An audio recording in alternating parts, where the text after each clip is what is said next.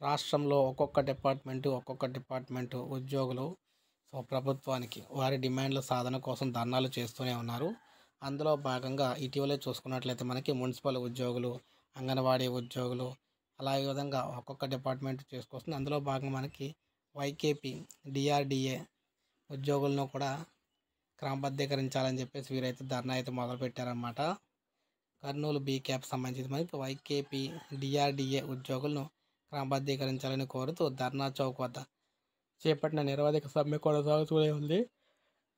ఉద్యోగ జేఏసీ నాయకులు రెహమాన్ మాట్లాడుతూ 23 సంవత్సరాలుగా ప్రభుత్వ సంక్షేమ పథకాలు ప్రజలకు చేర్చడంలో డిఆర్డీఏ, వైకేపీ ఉద్యోగుల పాత్ర ఎంతో ఉందన్నారు.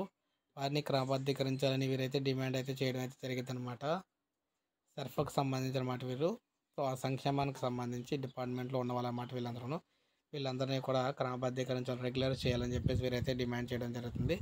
ఇప్పుడే మనకు అప్డేట్ వచ్చింది. ఒక లైక్ చేయండి, సబ్స్క్రైబ్ చేసుకోకపోతే మన ఛానల్ సబ్స్క్రైబ్ చేసుకొని ఫాలో